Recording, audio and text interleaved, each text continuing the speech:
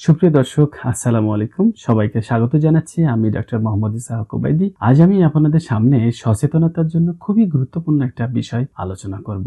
বিষয়টি হচ্ছে, আপনারা পানি নয় বিষ খাচ্ছেন প্রতিদিন। এখনই সচেতন হন। আপনি কি জানেন প্রতিদিন আপনি যে পানি পান করছেন সেটাই আপনার শরীরের ধ্বংসের কারণ হতে পারে? শুধু আপনি নন, আপনার সন্তান, আপনার বাবা মা, এমনকি ছোট্ট শিশুটাও এই বিষাক্ত পানি পান করছে প্রতিদিন।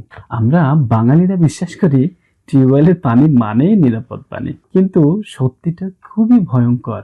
আজ মাটির নিচের পানি আর আগের মতো বিশুদ্ধ নেই।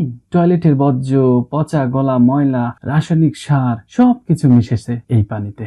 জানেন কি, গ্রামে বা শহরে বেশিরভাগ টিউবওয়েল বসানো হয় সেপটিক ট্যাঙ্ক বা টয়লেটের খুব কাছাকাছি। এই দূষিত বর্জ্য গলে গিয়ে মিশে যাচ্ছে পানির স্তরে, আর আমরা সেই পানি তুলে খাচ্ছি। তার মানে বিশ্বাসে বিষ খাচ্ছে। সবচেয়ে ভয়াবহ ব্যাপার কি জানেন? এই দূষিত পানি ছোট ছোট শিশুদেরও খাওয়ানো হচ্ছে। শিশুদের রোগ প্রতিরোধ ক্ষমতা দুর্বল, আর এই পানি তাদের শরীর ধ্বংস করছে ধীরে ধীরে। ডায়রিয়া, আমাশয়, আইবিএস, হেপাটাইটিস, টাইফয়েড, কিডনি সমস্যা সবই এর ফল। আপনি ওষুধ খেয়ে কি করবেন?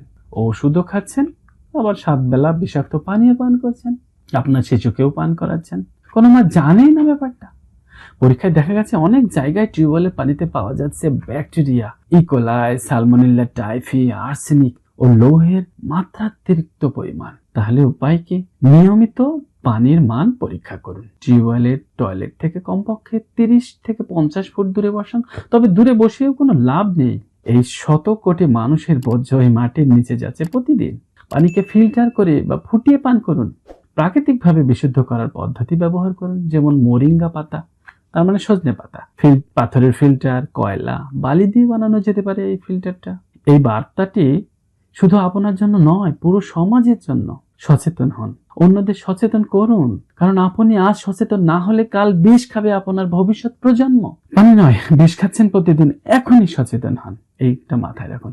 এই ভিডিও শেয়ার করুন আপনার পরিবার, বন্ধু, প্রতিবেশী সবার সাথে। আমাদের ছোট সচেতনতাই বাঁচাতে পারে হাজারো জীবন। আর সেই সাথে সাবস্ক্রাইব করুন আমাদের এই চ্যানেলটি, লাইক দিন, কমেন্ট করুন, শেয়ার করে সচেতনতা ছড়িয়ে দিন। সবাইকে ধন্যবাদ। ভালো থাকবেন সেই প্রত্যাশায়। আল্লাহ হাফেজ।